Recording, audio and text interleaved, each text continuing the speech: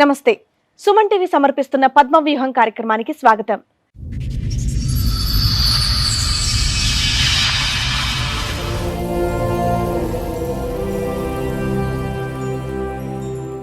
నాకు పెళ్ళి అయ్యి 14 సంవత్సరాలు అవుతుంది. ఫస్ట్ మా ఆయనకు పెళ్ళి అయింది.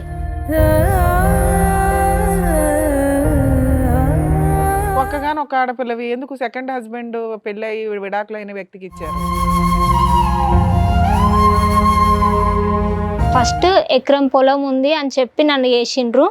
ఆమెకి ఇప్పుడు మెయింటెనెన్స్ ఇస్తుండు మా ఆయన.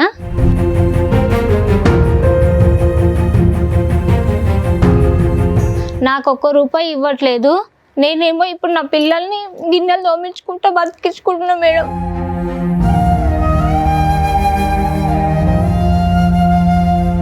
మీ ఆయన పని చేస్తున్నాడు, నువ్వు పని చేసుకోవచ్చు. దానికి ఏడుపు ఎందుకు? పిల్లలతో గిన్నెలు ఎందుకు దోమిచ్చడం?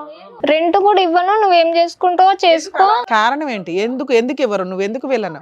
నాకు తెలియదు, ఇవ్వను అని చెప్తున్నారు. కూడా కొంచెం డైవర్ట్ లా ఉంచినట్టే ఉంచేసిండ్రు మేడం.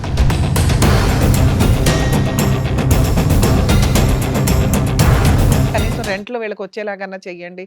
అప్పటికి 2 పిల్లలు ఉన్నారు. ఏ నమ్మకంతో ఈ అమ్మాయి కంటిన్యూ అవ్వాలి?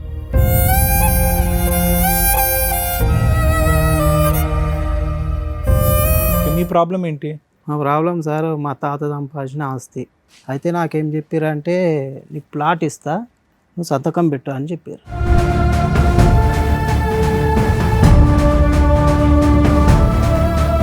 అలా అని ఒక అగ్రిమెంట్ రాసుకోవాలి కదా. పెడితే మీ హక్కులు వాళ్ళు వదులుకున్నారు. ఏం చెప్పారంటే, నమ్మకం మీద మేము పక్కా ఇస్తామని నాకు నమ్మించారు.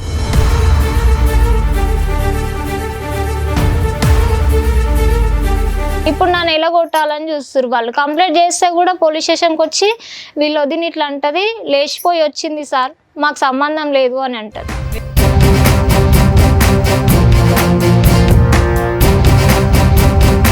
ఫస్ట్ ఆమె ఉండేటటువంటి స్పీడ్కి మీరు ఎలా సుఖపడతారు అనేటటువంటి ఆలోచనతో విడాకులు ఇచ్చేసి ఇప్పటికీ కూడా మీ చేత మెయింటెనెన్స్ ఇప్పిస్తూ మీ వెంటంటూ వాళ్ళు ఉన్నారు. వాళ్ళు ఏది విడిపోయేంత వరకు.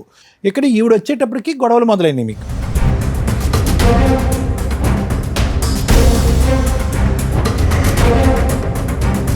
మేడం, వాళ్ళకి 3 మగపిల్లలు, మాకు ఒక్కడే మగపిల్లాడు.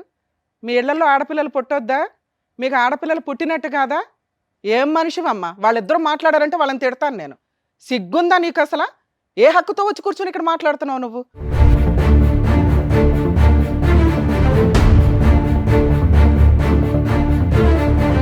పిల్లల పుట్టక జనాలు చస్తుంటే మీ దృష్టిలో ఆడపిల్లలు అంత హీనమా?